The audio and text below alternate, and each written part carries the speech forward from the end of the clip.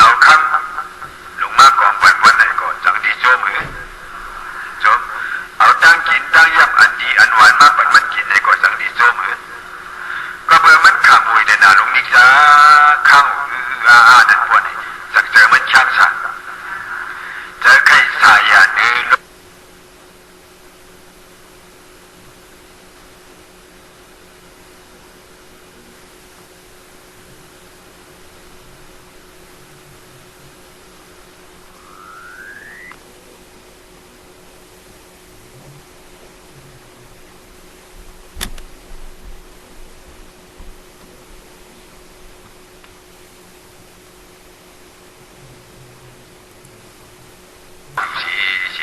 อย่าบีเปิดด้วยว่า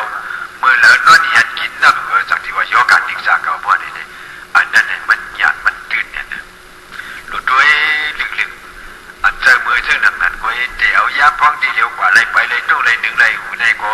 โยกันดิกจากหูดิกจากหูขี้กูยาเมื่อแล้วหยาดเท่ากับเมื่อเปิดด้วยมือมันนอนเห็นกินน้ำบ่ได้เจ้สมบูรณ์ทุกขั้นเนี่ยบ่นี่มังกำมันขับอยู่นั่นนั้นดื่มเบียร์ตราเนี่ยลืมมามันสั่งลืมเบียร์มันนี่อย่างลืมเบียร์เนี่ยก็เปิดอันเล่อันจังอะไรมีไว้ก็เปิงหนึ่งก็ดีเพราะมีอันเล่อันจังอะไรเห็นไว้บ่เนี่ยจึงที่เนื้อโยกันเป็นโตสามาอันใครเปลี่ยนอะไรเปลี่ยนนั่นเป็นห้องโตสายเลยอันสายอันนึกวิจารณ์โยกันนั่งเป็นห้องก็เป็นโตสายอันกินนั่งเนื้อโยกันเอานั่นก็จะเป็นโตสายก็เลยนี่ไม่สาดดิ้งที่หลงจำจังเข้ามาจอมเพียงก่อนเขาได้เป็นอีสานเป็นโยกันอีสานเพื่อเยท่าผีเยท่าสังเยท่าผู้เยท่าสร้างกว่าเส้นนั้นเนี่ยโยกันทัดลื่นเลือนหลงเข้าพบยาว่าเนี่ยสัมเป็นอภิษาดิ้งที่หลงเองก่อนทางพิษทางเบื้องแจงเป็นเนื้อเบื้อเปลี่ยนอะไรฮะจังหวะป้อมมีตราในดีกูเด็ดป้อมมีตราในดีกูเด็ดมันจะเอาพบยาใจเขาเนี่ย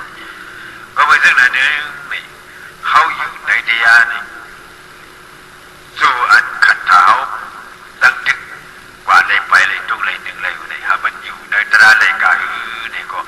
จับดูจับใจจับขี้งูขี้กว่าเนี่ยตราในมีอยู่ในตัวมันตั้งที่แก่ว่ามีอยู่ในตัวว่าไหน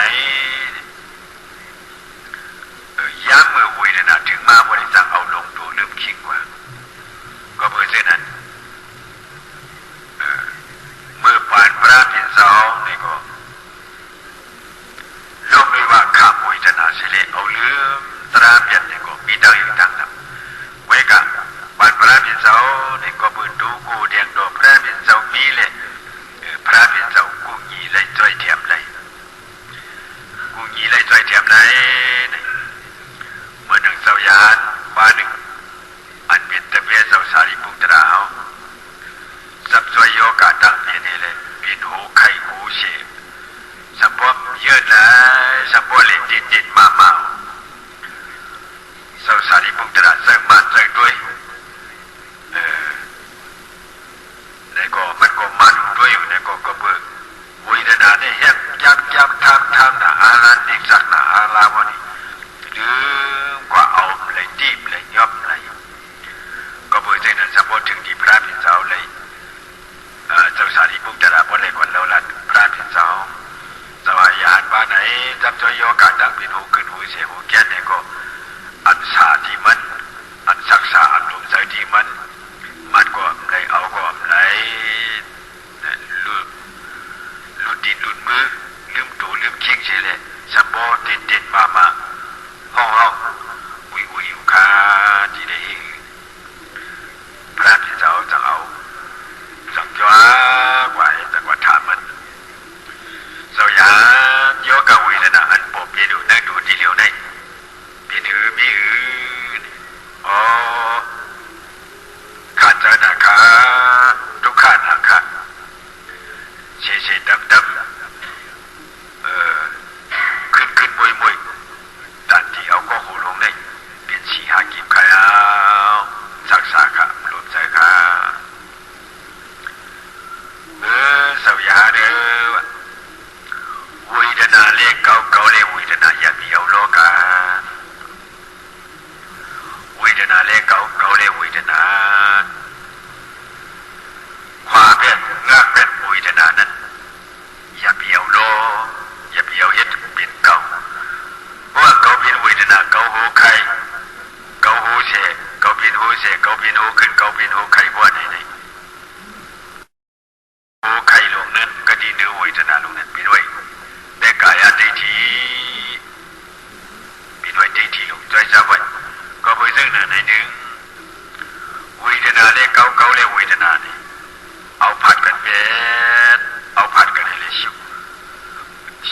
นาหังมัน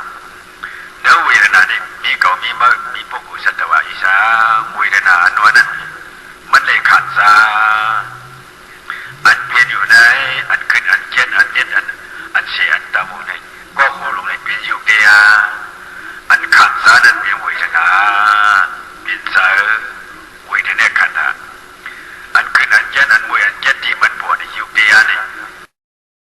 ยุคเวขัดนะเป็นยุคเดียอันในขัดซามันขึ้นมันมวยมันเจ็ดมันเสียมันดำนั้นเป็นน้ำเดียเวทนาขัดนะขัดนะอันหนึ่งเลยอันหนึ่งอย่าไปเอาโลกันในยุคเดียก็มีเก่ามีเมื่อมีผู้กุศลแต่ว่าผู้หญิงควรใจอิสาเอาหยัดด้วยอะไรเนื้อเวทนาเสียแต่มันขึ้นอันมวยลงนั่นเองก็มีเก่ามีเมื่อมีผู้กุศลแต่ว่าอิสามันเป็นเวทนาสะโพนี่อันนั้นอันขัดใจนั้นเป็นเสืออันพบกันนั้นเป็นยุคอันขัดใจนั้นเป็นเสืออันพบกันนั้นเป็นยุคอันขัดใจนั้นเป็นเสือด้วยอะไรกันนะพระพิจารสุมาโอวันดาปฏิยังเสือในกว่าสามที่อันพระพิจารลัดเนี่ยอันเป็นในอันพบกันนั้นเป็นยุคอันหู้จักเวทนานั้นเป็นนาโอ้เนื้อยุคเล่นตามสองมาบุกุสัตวะผู้หญิงคนใจเก่าเมื่อบาโลอันขัดใจเป็นเวทนาอันพบกันในเป็นยุคอันขัดใจในเป็นเวทนาวนเอาหยาดมันวนอยู่เส้นไหนจริงๆเพราะว่าวนอยู่ที่ไหนจริงๆว่านี่ลองเลยขัดใจเวทนานั้นก็เบิกมันเมียนใจดียาวนี่เวทนาเป็นลูกเวทนานี่มันพบกันมันเปลี่ยนลูกเวทนามันพบกันมันเปลี่ยนลูกอันขัดใจมันนี่เปลี่ยนใจลมตั้งยุคเลตั้งนำเลยมาควายชาบวังฟูจักกันดีอันขัดใจนี่เป็นนำเดียเวทนาขัดใจอันพบกันวันนั้นเป็นยุคเดียยุคแบบขัดใจนี่มันมาขวางงักเลยกันในดีงามให้ชิวมันดังอันพระเป็นเจ้าปัจจติยินเขาเจออยู่ดีกว่านี่ยามมือเสือหยาดมันเจ้าเลี้ยงเบื้องถอกคือมานั้นผู้จักดีเดียวอยู่ทุกขณะทุกขณะทุกขเวทนาทุกขโอ้ในอันพระเป็นเจ้าโอ้ยว่าทุกขที่สาจะเก่าเสมอจะบุกุสัตวะอย่างทุกขที่สาเปลี่ยนรู้ในชิวซ้ำเอาหยาดนั้นชิวซ้ำว่าในหยาดมันเจ้าในเลี้ยงมาบอกมาอันเจ้าว่ามันเปลี่ยนอยู่เนี่ยก็มันหูเปลี่ยนเก่าเนี่ยก็มันทางวันเปลี่ยนเก่าผู้ว่าเปลี่ยนเก่ากับในหันเวทนาก็เปลี่ยนอยู่หังมันข้ามหังมันชิวก็พบหยาดหังมันโอ้หูจักกันเลยว่าหยาดมันขึ้นมาอย่างวันในพระเป็นเจ้าก็ที่พระเจ้าคุณหยาดตัวพระเป็นเจ้าหันเอากับในเสียว่าในหยาดมันเกี่ยมาเอายาเมื่อหยาดมันขึ้นมาหยาดมันเกี่ยนะมานั้นพระเป็นเจ้าเอาตะคูดอยู่ที่ย่อมมันเจ้าเสด็จเอาตะคูดสูงวันกว่าเลยหันเงาพระเป็นเจ้าทองเผียวมาเอาวันนี้เพราะว่าเลยหันเงาพระเป็นเจ้าทองเผียวมาบนวิญญาณอันมันขัดสาลงเช่นนั้นกึ่งกลางเลยเอาชิบย่อมลู่เหลียวหายกว่าเพราะว่าลู่เหลียวหายกว่าว่านี่อายุเนี่ยกว่าเมื่อมีกติหูเงาพระเป็นเจ้าทองมานั้นว่าในกรรมหนึ่งก็วิญญาณก็คิวว่าวิญญาณคิวว่านี่ก็ขันธาลงนั้นอันเป็นอยู่ลู่อยู่นั่นก็คิวจอมเลยเพราะว่าเป็นลู่มีว่านี่ก็ในห้องว่านี่จบต่อดับปฏิบัติต่อดับปฏิภูเดี๋ยวสร้างหนึ่งเอาสร้างสองเอาสร้างสามไม่ได้คืนกว่าโดยพอถึงอรหัตบังอรหัตภูในเลยกว่าง่ายในเอาเวทนานุปัฏฐานที่ประทานเสด็จชิวใกล้กันนี่ก็เพื่อมันทุบยาพระเป็นเจ้าช่วยแถมเลยซึ่งเอาในที่เปิดมองพระเป็นเจ้าเอาหูเงามันเจ้าสุกมาเอเลยช่วยแถมเอาเลยเนี่ยก็จะบ่หับขัดใจเอาอยู่ดินนอนห่างเห็นไว้เตียงเจ้าเตียงจิ๋วบ่ห่างเห็นไว้เตียงเจ้าเตียงจิ๋ววันนี้เขาคู่ขามเลย มากึ่งกลางที่กว่าคู่ขามาบ่เลยนี่หาบ่เลยตระกว่าก็บ่อีดนานี่จังดีเลยง่ายๆก็บ่เส้นให้เราว่าฝึกให้เลยลีจังไว้ฝึกให้เลยคู่ขาไว้เวนาสะโพธิญาณนี่บ่ฮู้จักลีลีว่านี่เฮาหมอเปหมองาเป็ดเวนาสะโพธิญาณปวดที่ดูเฮานั้นอันเป็นที่ดูนี่ทุกขเทศะเป็นที่ดูเฮานั้นอันพบอย่างในเป็นที่ดูอันผู้ในเป็นเจอมีดูเลยเจอมีอยู่เลยนับไปว่าในเก่ามีเมื่อมีผู้กุศลว่ามีญาณเฮานั้นมันบ่เปลี่ยนปากเลยไว้อ่อนตังเอาบ่เฮ็ดให้ย่างไว้กำไว้เฮเลเลียดเลียงไว้มืดคือไว้น้ำไว้เนื้อหยาดเดียวลีเดียวบ่ได้พิสัมเป็นจึงคือมานี่ก็เจอกูเจอเฮเจอตื่นเจอพันมีมันเหมือนเวทนาโยคีเขาขาดที่อยู่นี่บ่เอาเรียกอย่างขาดกว่าบ่นี่มันถามว่ามันเป็นสังคมผู้จักว่ามันจังพบยานก็มันดีหายอยู่ก็มันดีบ่อยู่บ่มันบ่มากกว่ามันดีรู้อยู่นี่เลยหันมันเป็นรู้ไว้บ่มันเปลี่ยนมามันดีรู้อยู่บ่มันเปลี่ยนมามันดีหายอยู่นี่เลยผู้จักว่ามันจังรู้จังหายจังรู้จังเปลี่ยนนั้นเฮาได้หันไว้อ่อนตั้งอย่าว่านี่สักว่าบ่มาเมื่อแล้วนี่ก็เจอกูเจอเฮหลวงเจอติดเจอผ่านหลวงเส้นนั้นมีบ่มีบ่ได้จังว่าอริยะเขาเจ้าตายในยุ่งเสียเลยตายเจอหน้าตาจิ้นเฉยๆปังเฉยๆเสียเลยตายหน้าขีมเหงาหน้ากูเหหน้ามีเหมือนหน้าจิ้นหน้าปังหน้าเฉยหน้ายุ่งหน้ายาเสียเลยตายก็บ่อีหยังอันในขับวิญญาณเพียงทันสัมโพเย็นได้ขาได้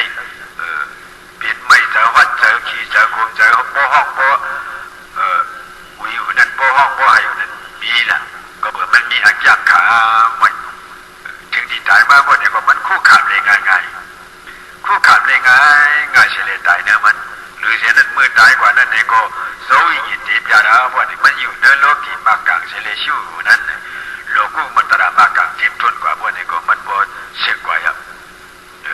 นิพพานปรมาสังดุติยสังตติยสังนิพพานสังหนึ่งสังสองสังสามนั้นมันใครเกี่ยวสังแล้วก็การญาณเฮาถึงแล้วนั่นมันดีใจกว่าอย่างเมื่ออันตายในสวรรค์มันจังไรบ่เลียงอย่างไว้ตายมาเอาในน้ำขีมเขาน้ำมีเหมือนน้ำส้มน้ำซื้อน้ำปังน้ำใสเฉลี่ยตายกว่าในบนว่าอริยะเขาจะบ่ตายในบนนี้น้ำขีมเขาก็เบื่อมันหันตราเฉลี่ยคิวกว่าเนื้อนะโซวิญญาณญาติกว่าคิวกว่าเนื้อตรานั้นบนนี้จึงน้ำขีมเขานี่มันได้ยังก็เบื่อมันยินใส่คู่ขามเลยตราอันกูอันเหี้ยเจอกูเจอเหี้ยมีเจอเหมือนตื่นเจอผ่านมีเจอขี้เจอเงามีมันจังหวะหน้ายุ่มหน้าใหญ่หน้าปังหน้าใสบ่ใจเส้นนั้นบ่นี้ตายในโลภะคู่เก่าของเก่าอุกษาเก่ากิเลสเก่าเงินเก่าคำเก่าดีเลยผ่านดีเลยยันดีเลยสุดดีเลยไปเปลี่ยนซื้อในเปลี่ยนไม่ใช่ฮะไม่ใช่ขี้เจอคมเจอพวกของอุกษาเจ้าเก่าพวกนั้นว่าเหมือนผู้ลักกว่าเลยสังผู้จนกว่าเลยสังพวกไหนเนี่ยซื้อในมีขิงนั่งถึงว่าลำจอมเอาก็ดีเลยหรือชิมเอาก็ดีเลยหรือนั่นในไหวหลังขึ้นหาก็ดีเลยหรือในถึงมีขิงยามพองมันไว้ในมันใจขันดาลงในจีบอยู่ฟังดูเลี้ยวยาวในเลยผ่านอุกจัดพิจิตรพวกนี้คู่กับเจอของกับเจอวงหายสังอับรู้อับเลี้ยวสังมีอยู่ดังอย่างดังนามาคู่ของอุกจัดเจ้าเก่าเจ้เว้กับเจ้าเก่าสักดีเลยไปเปลี่ยนมาพวกนี้เปลี่ยนลงไม่เจอนั่นเปลี่ยนลงไม่เจอลงโซกาบริดีว่าลงนั่นเยอะเอเปิลนั่นพวกมีอย่างเดียวไว้ว่าต่างวันนี้นั่นเยอะเอเปิลโลภะเตกายาลงเลยคู่เก่าของเก่าอุกจัดเก่าพิจิเก่าดีเลยผ่านเลยยันใครผ่านใครยันพวกนี้เปลี่ยนโซกาลงเป็นปริดีว่าลงพอดีตายมาพอดีเป็นห้องเป็นได้เป็นขี้น้ำตาตรงมกตาย่อยน้ำดีตามีน้ำดีน้ำเหมือนตั้งตึกอุปดาลงตั้งตึกเขียนพอตัณหาลงตั้งตึกเขียนพอเหนืออุกจัดพิจิโกของเจ้าเก่าเช่นนั้นว่า รณะคนตายก็หลังเมียงว่าดันอย่างในมาเขากาเขาหิมกันเนื้อมาตายเดียวตายกันกองกุยเหยื่อเขาจะตั้งมาหลังกันนี่ก็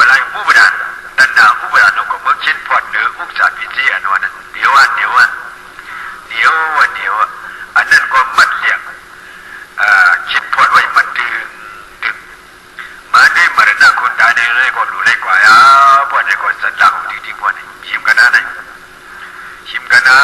bọn này anhอยู่ในกลางnày phảiทุกข์bọn nàyจะเอาทุกข์ก็เพื่อให้มีญาณก็เพื่อให้มีญาณอันใดที่พิจารณาโยสิลงเส้นไหนให้มีญาณอันที่พิจารณาอุปดานลงเส้นไหนbọn nàyเป็นจึกลงเขียนพอด้วยคู่เก่าของเก่าอุตสาหเก่าปีจีเก่ามาดันหน้าลงเส้นไหนก็ซับหรือไรซับที่ไรกว่าอยู่อุตสาหปีจีเอาซับว่าเขียนพอดันดูว่าซับที่ไรผ่านก็ซับพอดูจริงๆbọn nàyมันขาดยาบ้างกติน้ำวงการมันทุกข์ขับทุกข์ตั้งหนึ่งก็กาละกาจันตั้งหนึ่งก็มาละมาจันมันเหมือนจึงนั้นครับในก่อนภายหนึ่งเพียนอุปดานลงอันเช่นพอดคู่ของปีจีเจ้าเก่าภายหนึ่งจะเป็นมรณะเยี่ยมเปลี่ยนขึ้นเน็ตบุยเน็ตเย็นเนี่ยเจ้าก็แค่ขาดเปลี่ยนกรรมก็แค่นึกเปลี่ยนกรรมมาวันนี้ชิมกันนะเนี่ยชิมกันเอเจ้าหนึ่งไหนเขาก็เป็นอุปดานลงเช่นพอโลภะโทสะโมหะอำเคยผ่านนั้นเป็นโลภะสัมดีเลยผ่านเด้อำเคยผ่านเด้ดีเลยผ่านสัมเป็นโทสะวันนี้ตายในโลภะโทสะแต่ว่าโลภะลงโทสะลงโมหะลงมายากูเป็นโลภะโทสะโมหะวันนี้โอ้ตายในโลภะตายในโทสะเนื้อตราคนเดียวเยอะๆตายในโลภะเป็นบิ๊กตายในโทสะเป็นตริสันตายในโมหะกว่ากันนะเนี่ยอันแล้วก็สังดีก็เพื่อจะไหนพ่อหมดได้บ่ไหนเอาบ่นายุบนายายนาเปียวนาซื้อนาขีมเขาสิเลตายนี่เบื่อกันนะเบื่อกันได้เหลียวในตั้งกับปันได้เหลียวในตั้งแค้นก่อนนะ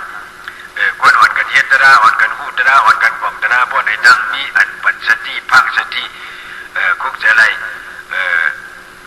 การตระเลยคุกจะไรลองปีลองลู่เลยเนี่ยบ่มีมิกซ์ด้วยก็ดีเนี่ยก็ตั้งที่สั่งปัญสติไว้เนาะจีว่าอีฉันบ่มีเจ้านั่นเนี่ยก็เอาจีว่าคุกจะไร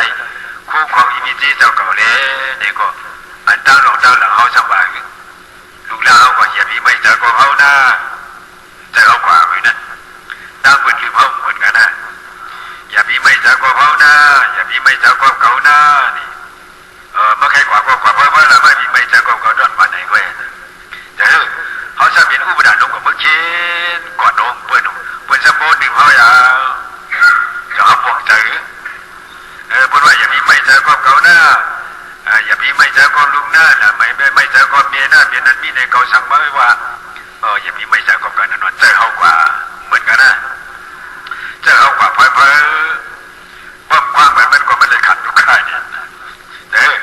อย่ามีไม่เจอนะว่าเนี่ยคนนั้นมาอย่างคนไหนมาอย่างว่าเนี่ยโอ้ข้ามันกว่าเพิ่มมันนั่นกว่าอย่างเนี่ยนะบ้องกว่าอย่างเพิ่มมันนะคุกเสลยอันนั่นเนี่ยคุกเสลยอันนี่เลยเนี่ยเพิ่นถ้าว่าเขาคุกเสลยการตาหน้าศีละเพิ่นถ้าว่าเขาคุกเสลยการตาเขาชอบกับคุกเสลยในลูกเก่าละล้างเก่าละเงินเก่าละขับเก่าละตั้งอันเพิ่นเจอเขาคุกเสลยตั้งอันเขากับคุกเสลยจังเป็นเช่นเดียวกันนี่เป็นก็เพราะฉะนั้นเพิ่นว่ามันเป็นมาขาดอย่างมันเจอพอดเมื่อไปก้นนั่นเนี่ยก้นในลูกหัวเนี่ยลูกหลงว่าใครพอดกันแล้วดีพอดกำในพวกเพิ่นว่ามาอย่ามีไม่จากว่าเขานะอย่ามีขี้จากว่าเขานะมีตั้งกว่าละพวกนี้จากแก่ๆนะฮะมีตั้งกว่าละพวกนี้ดีจานั้นนะคู่มือของมือจะได้เขาดีกินเขาดีใส่เขาดีชุ่มเปิดว่าไงตั้งเปิดว่าเหมือนกันนะลูกกว่านั้นแล้วก็กว่าละลูกกว่านั้นก็กว่าละกำในเขาเป็นในสังเขาความยิ้มงานลงเช่นนั้นเนี่ยทุกขาสัญญาณด้วยก็มีสวยดีแต่คุกจะได้ตราอันเอากว่าจ้างเลยตราอันเอากว่ากรรมเลยมือเอากว่าเหตุการณ์ตราเลยเจ้าเสียหัวใจไหนเจ้าสังขารเขาเจ้าหัวใจไหน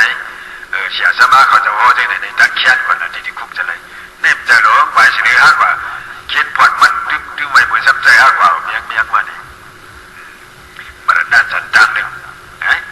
พี่เก็บมงอะไรสันตั้งหนึ่งห้าก็ซับสันตั้งสักวันนี้โยขัดกลางของพวกขาดเอาก็เพราะฉะนั้นตายมากกว่าหางบัวนายุบนายายนาเปียวนาเสียหลังนี้เป็นไรบัวเนี่ยมันยากดาววินเนี่ยกลัวนะอย่าเบียดก็เพราะฉะนั้นเนี่ยโยกีผู้กูเขาเนี่ยก็อันเดียวว่าจ้างกันตระอันว่านั้นอันเสเลวา ป้อมาจีปังตราหลงเก่ามือชีวันเอาเจ็ดวันเนี่ยผักเดือนเช้าวันเนี่ยเลยเหตุการณ์ตราจ้าเนี่ยอยู่กันเลยย่างกันเลยอยู่กันเลยก็ย่างเลยกว่ากันเลยก็ย่างเลยย่างกว่าย่างไปย่างกินย่างนอนเหมือนหนังว่ากำว่าวเนี่ยกูลืมกูยังกูลืมเอาเนี่ยพระพิจารว่าอาบมาดีนะพิกวิตามาดีตาเนี่ยทีมเจ้าทีมเสียวคุกจะเลยใครเสียถึงคุกจะเลยใครเสียทุกหวังผางมันจะมีลงดูเรื่องจริงเลยพระพิจารว่ายิงวันนี้ยิงบอกว่ามันจะกว่าตรงชอบมาว่าเนี่ยยานสังขารมีมันจะจะได้มันสติวิเศษพังสติวิเศษอย่ามีลงดูเรื่องจริงอย่ามีอยู่เมากินบางอย่ามีอยู่เปลี่ยนอยู่เปลี่ยนสังขารวนด้วยวิเศษในเมื่อนั้นมันจะใจวนอันว่ามันมือว่านั่นใจตรงด้านให้สังขารเขาวนขณะมรณะตั้งขึ้นตั้งเจ้าตั้งเป็นตั้งตายลงเส้นในวนเงาต่อไปงานไปต่อเงาปฏิสัตว์ตะบูปะตรงไหนวนจริงๆกว่านี่พอเขาอยู่เดิมมาดูว่านี่เปลี่ยนตราเฉยๆนั่งขายตั้งขายก็เปลี่ยนอะไรฮะนั่งหุงข้าวหุงผ้าก็เปลี่ยนอะไรฮะจีดึกมันว่าไหนนั่งเฮ็ดก็ลูกเฮ็ดก็หลานก้อยกูก็เปลี่ยนอะไรฮะไล่อยู่ละตราในมันมีตั้งแล้วลูกสองลูกหาตั้งน้องก็จะจังเชิงขึ้นฮะจังเลยตากแดดตากฝนฮะมันเลยอยากสร้างเลยห้ามการดีสักไหนเอาตั้งอย่าหนอนเอาเหตั้งขัดตาน้อยด้วยกันคุยในที่อื่นเอาก็มันไหลอยู่ไว้เจอพอเอาไม้เรียกจ้างไว้เส้นไหนพวกไหนอีสังในก็การดูการเจอนี่นะมันมีอักจ้างมันไว้อะพวกนี้ถึงที่เจ้มันเจ้เนี่ยก่อนเจอกูเจอเย่เจอดินเจอผ่านเอามีเจอกัดเจอเย่เจอช้ำสาสิเลยกว่าจ้าก็มือเส้นตราอันว่าไหนอย่าบีให้มันผ่านยานหึงเพราะมันผ่านยานหึงบ่เพราะมันกัดเอาว่าไหนบ่เลี้ยงไก่ยืมเนาะดีใจกำคุกจะเลยเฮ็ดกว่าก็คุกจะเลยก็มันกินก็คุกจะเลยก็มันเฮ็ดก็คุกจะเลยก็มันว่าไหนโอ้สติของเขาเนี่ยมันยบยอมอยู่ในสติเนี่ยนะก็เบอร์เส้นนั้นยกอีเขาในก็เมื่อในปังตราที่ปดปังตรายเอาในโยสัมว่าตราเนี่ยเอาไว้เป็นที่จ้องในมือกว่าฮะตราเนี่ยที่ไว้ที่จ้องในมือกว่าฮะที่เอามือหรือเอาจับถูจับใจจับคอกว่าหางผางมันเห็นเลยบนมือกว่ามือลอยมือลอยเนี่ยนะเนาะที่ป้ายอย่างมือบัวนี่ปาตรามือที่ป้ายอย่างมือตราเนี่ยอยู่เอามือนะหรือเอาจับถูจับใจมือเจ้าก็มันจังบันหลักสองหางเนาะบันหลักสองหางได้เนี่ยปัตรามือบัวเนี่ยก็เอาจับถูจับใจมือจับถูจับใจมันบัวไหนที่อันเอายังจ่ายังอันใครเลยใครถึงนั่นเด้บ่ขัดใจเพียวเลยฮะบ่อยู่บ่กินน้ำอยู่อับขัดใจบัวไหนก็สมาจบตราวันชิบก็จับถูจับใจบัวไหนสังดีเลยก็เพื่อจะในนำกี่ในบ่ห้ามลงดูเรื่องคิงมีอยู่ที่ตัวที่สาวเนี่ยเปลี่ยนตราอะไรอยู่กูคิงกูยามันว่าบ้องใจเลยขัดใจจูซากว่าผางมาเนี่ยสาธุที่ข้านอที่ข้ามือเดียวในจากสมาธิกิสุในก็สังวรสอนบันลองตั้งหูตั้งหันตราในก็เจ้าตัวกว่าเจ้าเลี้ยยามเดียวย้อยกี่หัวก็ตั้งเสียงความกันเชี่ยหอนกันเนาะจากสมาธิกิสุลบหลังจากกำเนิดก่อน